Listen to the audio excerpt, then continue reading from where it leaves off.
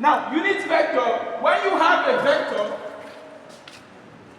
let's continue with this vector A. This is a vector A, right?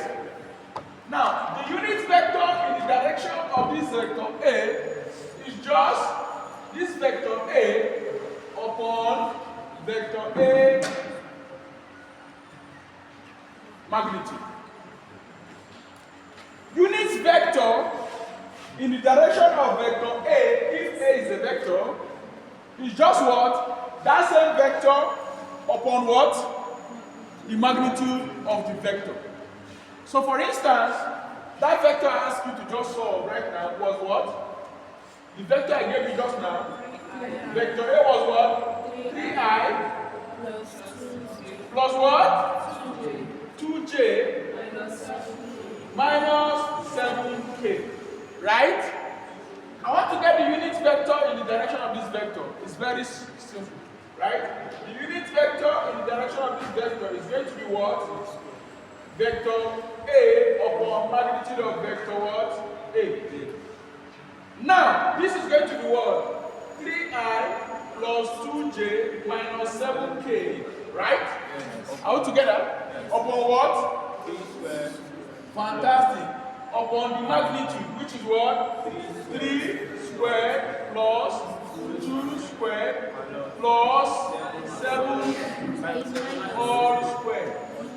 Are we together? So this is going to give us 3i plus 2j minus 7k upon what? 9 plus 9 plus 4 plus 49. I want to hear minus. The square takes care of the what? Minus. Then we have 3i plus 2j minus 7k upon what? Square root of what? 62.